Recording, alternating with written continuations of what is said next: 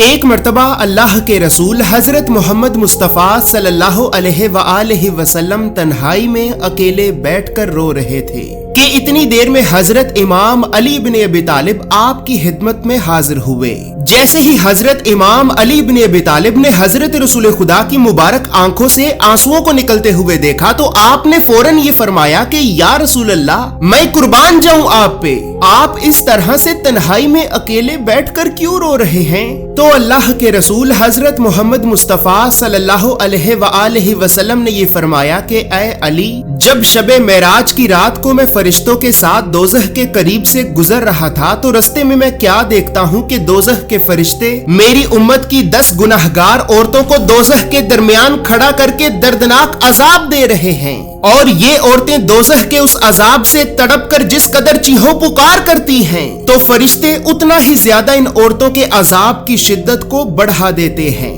بس اے علی، جب سے میں نے اپنی امت کی ان 10 گناہگار عورتوں کو دوزخ کے اتنے دردناک عذاب میں تڑپتے ہوئے دیکھا ہے تو تبھی سے میں دوزخ کے اس عذاب کی شدت اور خوف کی وجہ سے اپنی امت کی ان عورتوں کے لیے آنسو بہا رہا ہوں۔ تو حضرت امام علی بن ابی طالب نے یہ فرمایا کہ یا رسول اللہ، آخر ان 10 گناہگار عورتوں نے اس دنیا میں ایسے کون سے گناہ کیے تھے کہ جن گناہوں کی وجہ سے ان عورتوں کو دوزخ میں اتنا دردناک عذاب دیا جا رہا ہے؟ تو اللہ کے رسول حضرت محمد مصطفیٰ صلی اللہ علیہ وآلہ وسلم نے یہ فرمایا کہ اے علی، جب میں نے دوزخ میں پہلی عورت کو دیکھا تو فرشتوں نے اس عورت کو دوزخ کے درمیان اس کے بالوں سے لٹکا کر رکھا تھا، اور اس عورت کا دماغ چولہے پہ رکھی ہوئی ہانڈی کی طرح جوش کھا کھا کر ابل رہا تھا۔ جب میں نے فرشتوں سے یہ پوچھا کہ اے فرشتوں، آخر اس عورت کو تم نے دوزخ کے درمیان اس کے بالوں سے کیوں لٹکا کر رکھا ہے؟ تو فرشتوں نے یہ کہا کہ اے اللہ کے رسول، یہ آپ کی امت کی وہ عورت ہے کہ جو عورت نامحرم مردوں کی توجہ کو حاصل کرنے کے لیے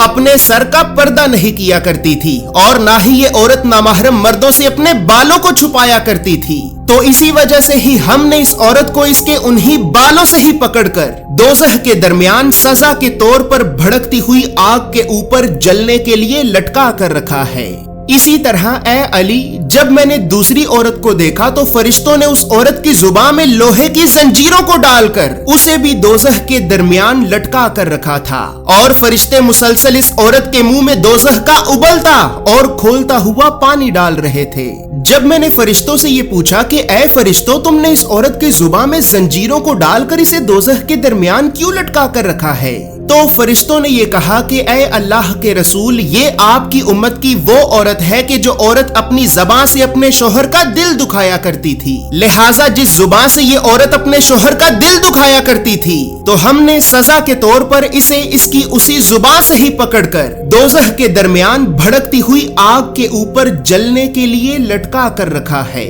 اسی طرح جب میں نے تیسری عورت کو دیکھا تو وہ عورت دوزخ کے درمیان اپنے پستانوں میں پھنسی ہوئی زنجیروں سے لٹکی ہوئی تھی، اور یہ عورت زور زور سے چیخو پکار کر کے معافی کی فریاد کر رہی تھی۔ جب میں نے فرشتوں سے اس عورت کے بارے میں پوچھا تو فرشتوں نے یہ کہا کہ اے اللہ کے رسول، یہ آپ کی امت کی وہ عورت ہے کہ جو عورت اپنے ہی شوہر کو اس کی ازدواجی ضرورت کو پورا نہیں کرنے دیتی تھی، اور نہ ہی یہ عورت اپنے شوہر کو اپنے قریب آنے دیتی تھی، جس کی وجہ سے اس کا شوہر نامحرم لڑکیوں کی طرف راغب ہو کر گناہوں میں پھنس جاتا تھا۔ بس اے اللہ کے رسول، اسی وجہ سے ہی اب اس عورت کو سزا کے طور پر دوزخ میں یہ اتنا دردناک عذاب دیا جا رہا ہے۔ اسی طرح جب میں نے چوتھی عورت کو دیکھا تو فرشتوں نے اس عورت کی دونوں ٹانگوں میں زنجیروں کو ڈال کر اسے بھی دوزخ کے درمیان الٹا کر کے لٹکا رکھا تھا۔ جب میں نے فرشتوں سے اس عورت کے بارے میں پوچھا تو فرشتوں نے یہ کہا کہ اے اللہ کے رسول، یہ آپ کی امت کی وہ عورت ہے کہ جو عورت اپنے شوہر کی اجازت کے بغیر شوہر کے گھر سے باہر نکلا کرتی تھی،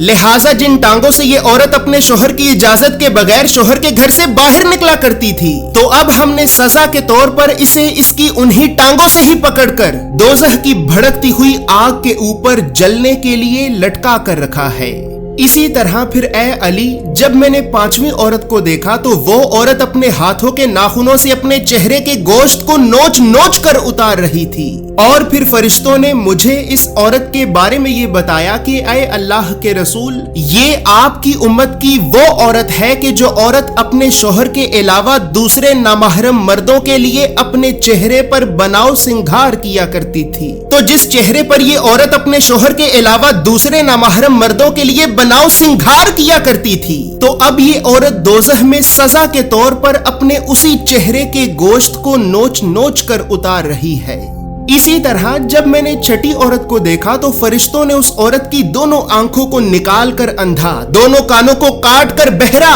اور زباں کو کاٹ کر گونگا بنا رکھا تھا، اور دوزخ کی آگ کی شدت کی وجہ سے اس عورت کا دماغ چولہے پہ رکھی ہوئی ہانڈی کی طرح ابل کر اس کے ناک سے بہ کر باہر نکل رہا تھا۔ اور پھر فرشتوں نے مجھے اس عورت کے بارے میں یہ بتایا کہ اے اللہ کے رسول، یہ آپ کی امت کی وہ عورت ہے کہ جو عورت حرام کا بچہ پیدا کر کے اس بچے کو اپنے شوہر کے نام لگا دیا کرتی تھی، لہٰذا اسی وجہ سے ہی اب اس عورت کو سزا کے طور پر دوزخ میں یہ اتنا دردناک عذاب دیا جا رہا ہے۔ اسی طرح جب میں نے 7ویں عورت کو دیکھا تو فرشتے آگ کی بنی ہوئی تلواروں کے ساتھ اس عورت کے جسم کو کپڑے کی طرح کاٹ کاٹ کر چیر پھاڑ رہے تھے، اور پھر فرشتے اس عورت کے جسم کے ٹکڑوں کو دوزخ کی پگھلی ہوئی آگ میں پھینک رہے تھے۔ جب میں نے فرشتوں سے یہ پوچھا کہ اے فرشتوں، آخر اس عورت نے ایسا کون سا گناہ کیا ہے کہ جس کی وجہ سے تم اسے اتنا دردناک عذاب دے رہے ہو، تو فرشتوں نے یہ کہا کہ اے اللہ کے رسول،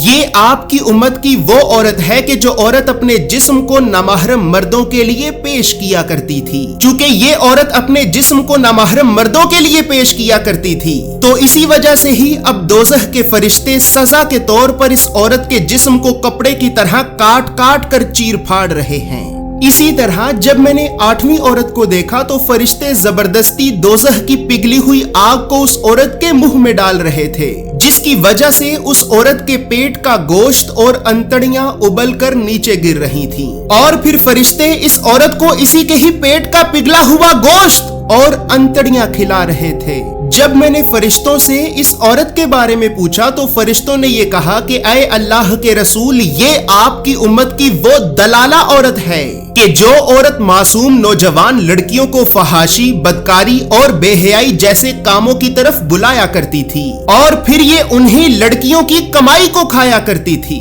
لہٰذا اسی وجہ سے اب اس عورت کو دوزخ میں سزا کے طور پر اسی کے ہی پیٹ کا پگھلا ہوا گوشت اور انتڑیاں کھلائی جا رہی ہیں۔ اسی طرح جب میں نے 9ویں عورت کو دیکھا تو اس عورت کا سر خنزیر کے سر کی طرح کا تھا اور باقی جسم گدھے کے جسم کی طرح کا تھا، اور دوزخ کے فرشتے اس عورت کو ایک ہی وقت میں مسلسل 1000 طرح کے مختلف عذاب دے رہے تھے۔ جب میں نے فرشتوں سے اس عورت کے بارے میں پوچھا تو فرشتوں نے یہ کہا کہ اے اللہ کے رسول، یہ آپ کی امت کی وہ عورت ہے کہ جو عورت اپنی چگل خوری اور جھوٹ بولنے کی وجہ سے 2 خاندانوں میں نفرت اور فساد پھیلایا کرتی تھی اور مختلف انسانوں میں لڑائیاں کرایا کرتی تھی، لہٰذا اسی وجہ سے ہی اب اس عورت کو بھی سزا کے طور پر دوزخ میں یہ اتنا دردناک عذاب دیا جا رہا ہے۔ اور اے علی، بس اب اسی طرح آخر میں جب میں نے 10ویں عورت کو دیکھا تو اس عورت کا چہرہ کتے کے چہرے کی طرح کا تھا، اور دوزخ کی آگ اس کے پہانے والی جگہ سے داخل ہو کر اس کے منہ کے رستے سے باہر نکل رہی تھی۔ جب میں نے فرشتوں سے یہ پوچھا کہ اے فرشتوں، اس عورت نے ایسا کون سا گناہ کیا ہے کہ جس کی وجہ سے تم اسے اتنا دردناک عذاب دے رہے ہو، تو فرشتوں نے یہ کہا کہ اے اللہ کے رسول، یہ آپ کی امت کی وہ عورت ہے کہ جو عورت ناچنے اور گانا بجانے کا کام کیا کرتی تھی، اور یہ عورت اللہ کی زمین میں ہر طرف گناہوں کو عام کیا کرتی تھی، لہٰذا اسی وجہ سے ہی اے اللہ کے رسول اب سزا کے طور پر اس عورت کو بھی دوزخ میں یہ اتنا دردناک عذاب دیا جا رہا ہے۔ بس اب دوستو یہاں پر ساتھ ہی یہ بات بھی یاد رہے کہ یہ جو واقعہ میں نے آپ کو ابھی سنایا ہے تو یہ واقعہ آج سے 700 سال پہلے لکھی گئی امام حافظ الذہبی کی کتاب الکبیر میں موجود ہے، جبکہ بالکل یہی واقعہ آج سے 1000 سال سے بھی پہلے لکھی گئی احادیث کی ایک کتاب عیون اخبار الرضا کے والیوم نمبر 1 کے باب نمبر 30 کی حدیث نمبر 24 میں بھی یہ واقعہ